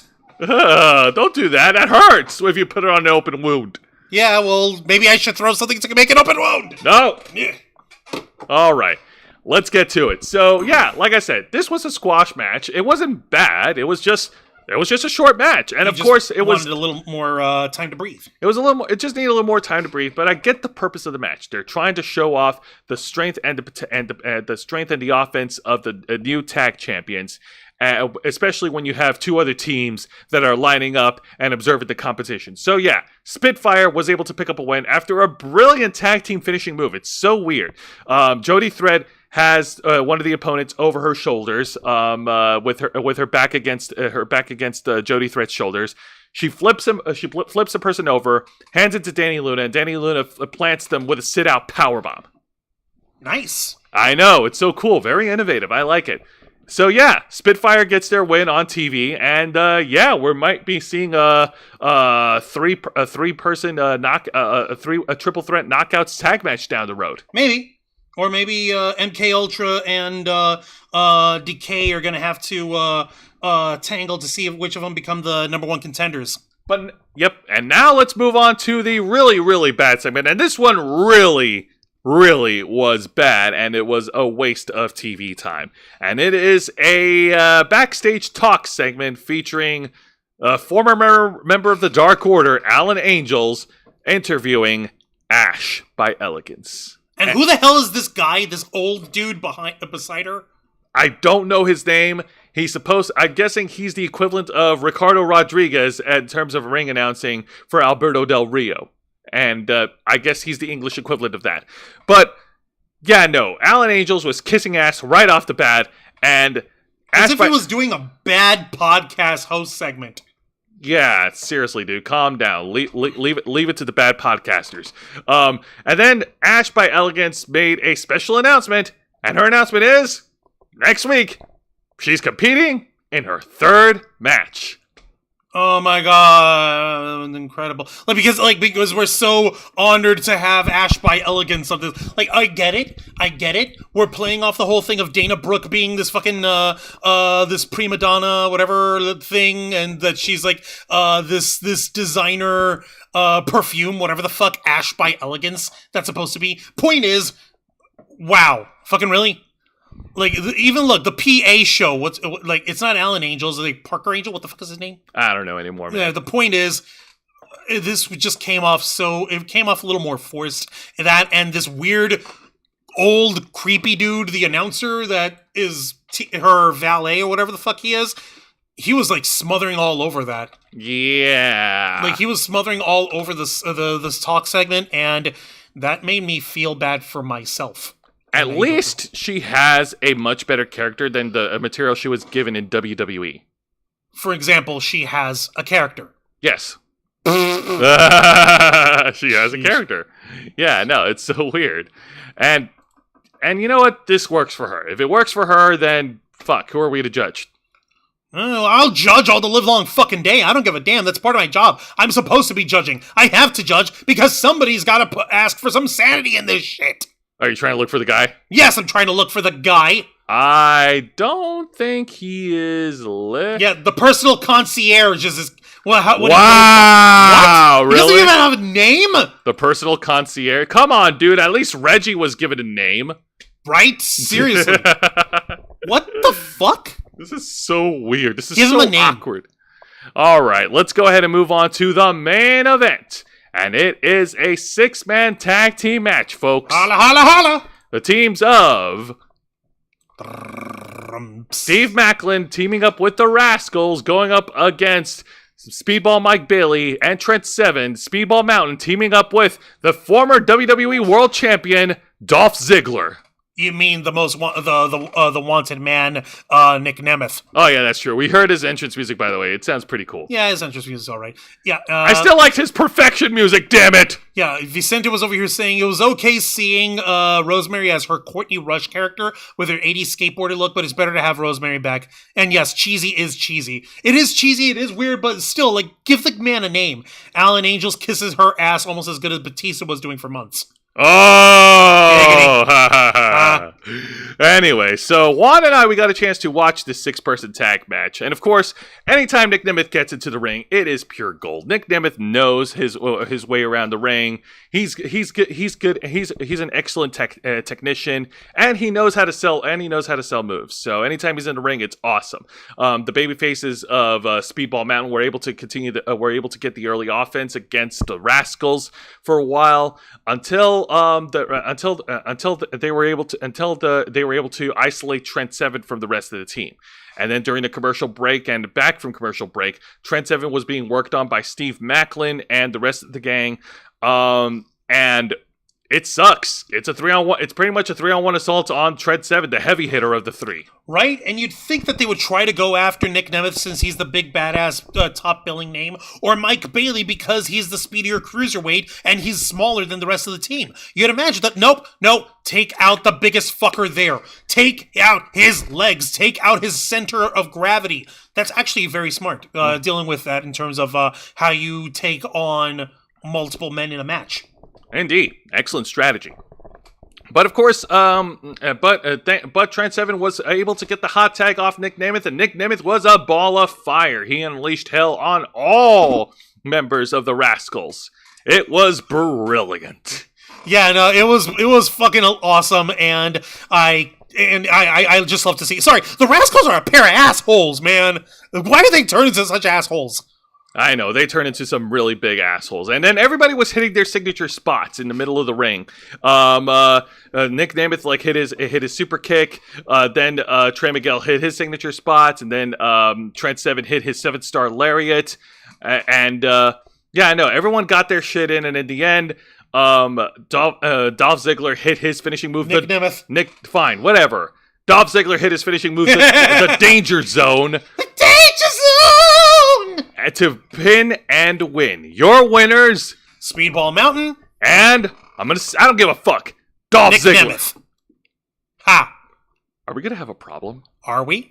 His name is Dolph Ziggler! That's not what it says on the promo card. God damn it! It says Nick Nemeth. See, guys, I'm not crazy. Nick Nemeth. Listen, Juan, I'm not ready to move on to calling Edge Adam Copeland. Potatoes, tomatoes. Anyways, but unfortunately, the babyfaces were not able to celebrate for much longer as we got a surprise beatdown by the system. Surprise beatdown by the like Moose did not give a shit. He didn't give a shit about that match he had over here. He's not Sacrifice. No, he's like, no, I'm just gonna fuck up Nick Nemeth's life. I'm just gonna kill his life and his livelihood. Oh, yeah. Oh, my God. He doesn't care about what's happening with Eric Young and Frankie Kazarian. No, he's like, no, I'm gonna just fuck these guys up. No, as far as he's concerned, he's moved on. And yeah, the TNA Tag Team Champions put the beat down on Mike Bailey and on Trent Seven, and Moose went to work on Nick Nemeth. Nick Nemeth tried to hit a super kick, but Moose was able to level him by hitting him over the head with the TNA World Title. And the TNA Impact closes off with the System holding all the gold, standing tall. Motherfuckers! Yep. Yeah, hold on. What's her face fucking doing, by the way? What was she fucking doing? Alicia Edwards. Yeah, what was she doing in She was trying to grab Nick Nemeth's leg so that Nemeth doesn't finish off Moose. Fuck. You bitch. I know. All right. Juan, ring that bell. Don't mind if I do. All right, so final thoughts on this week's TNA Impact. It was a pretty fun show to watch. The X Division rematch, albeit it was a little bit shorter because of time limit, it was still enjoyable to see Mustafa Ali retain the title, and I want to see him have a very long reign with the X Division Championship. More campaign promos, please. Thank you. Now, The other matches that were on the card were all right. My favorite, of course, is Joe Hendry versus AJ Francis because Joe Hendry is entertaining. And this wrinkle of Rich Swann turning heel, I'm cautiously optimistic, and I want to see where that goes. And, of course, I'm looking forward to see more action of the newly crowned Knockouts Tag Team Champions in Jody Thread and Danny Luna. And, of course, the main event's great because, after all, who better to steal the show than the most wanted man? Damn, it's like he's a freaking show-off. Now, this year's AEW Big Business, yeah, definitely business is booming, depending on how you look at AEW. It boomed, and then it settled back into its average again, like nobody's business. That's all that happened. Yep. That's all that happened. Mercedes Moné. Look at the numbers! We know the numbers. We know the numbers. It's okay, Juan. It's okay. It's not okay. I'm tired of idiocy. I want people to be able to see with their eyes fucking open. All right, but anyways. Sorry, go on. No, you're fine. You're fine. Mercedes Moné is officially all elite. Any dreams of her coming back to WWE anytime soon has unfortunately been shelved. But that being said, the other matches were pretty good. I really didn't care for the Elite, and I really didn't care for the pairing of Chris Jericho and Hook. I thought Darby Allin had a good match, a good send-off against Jay White. And again, wish him all the best of luck in climbing Mount Everest. Please, dude, watch out for your health. Please, seriously, man. Like, if you fall and die, it's your own damn fault. But at the same time, like, it'd be nice if you didn't die. And it's about time that AEW actually showcases more of their women in main events during the TV shows and pay-per-views. Yes, please do more of that. I would like to see more of Willow Nightingale and of Riho or any woman in the AEW roster, given the time and respect they deserve. But why? Don't you see the numbers didn't lie? The women's championship, the women's match that was the main event of the show, clearly was the lowest rated segment of the entire night. I know. That just shows that these guys don't care about women wrestling. Apparently, that's the fucking culture that Tony Khan has fostered, and it's his own stupid fault. Yeah, I know. Thanks, TK. You're a real genius, aren't you? And of course, this week's edition of NXT was awesome. They finally set up Trick versus Carmelo Hayes at Stand and Deliver on Saturday, on April 6th. The weird segment between Ilya Dragunov and Tony D'Angelo, it was weird for me, but I can understand it. It was just very weird for me to process on TV. And of course, who can forget the freaking the nut shots between Gigi and Ariana. Yeah, that will live on in infamy. The massive cunt punts, the punani kicks of doom. Oh my god, that was funny. Those are just meme-tastic faces. Thank you. Made it even if the match itself wasn't all that much to write home about, at least it was memorable. Oh yeah, very much. It had you can have something happen in a match that's memorable, whether it's good, bad, or indifferent. Make something that stands out. That's something that AEW, their matches, like, oh well, these are great matches. Look at how athletic they're. Like, yeah, but what's standing out? Why should we give a fuck? Tell us and show us why we should give a fuck. It was interesting to see WWE take that risk. Seriously? Yeah, I know, right? Cunt punts everywhere. Anyway, so that's going to do it for this week, folks. And of course, I don't have any special announcements coming up, but I do want to say a happy early Stone Cold Steve Austin Day, since Saturday is March 16th, aka 316 Day. What? Yeah, open a can of whoop ass on anyone you hate. What? I said, what? Open a can of whoop ass. Beat someone up. What? Take them to town. What? Put up some mud stomping on their asses. What? Go to town on them. Shut up. Vicente the chat was saying Alicia Edwards grabbing Nick Nemes's leg, blocking a super kick must have felt good for her. She didn't have to job off to anyone. And Dynamite needs more Abaddon. I would like to agree with that, only because of how freaky and awesome her character is. You need a little bit of a character in professional wrestling in America in order to stand out, but apparently fucking idiot Tony Khan doesn't know what to do with characters except, not feature them or bury them like an asshole. That's a story for another time. Juan, plug us away. All right, don't mind if I do. Ladies and gentlemen, boys and girls, and everybody in between, thank you very much for watching this week's live stream edition of Wrestle Rewind, hosted by Jose Casa.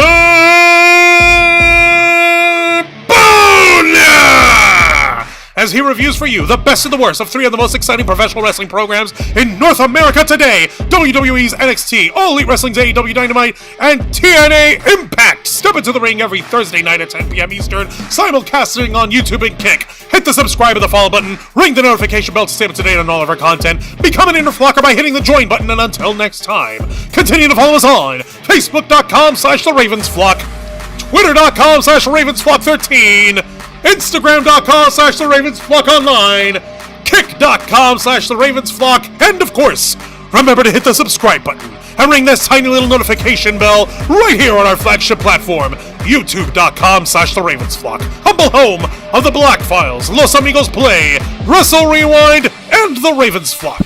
Thank you for tuning in to another exciting live edition of Wrestle Rewind. For Mr. Juan Arouse, I'm Jose Casabona. Happy Pi Day, happy early Stone Cold Steve Austin Day, and that's the bottom line, cause Jose Casabona said so. What?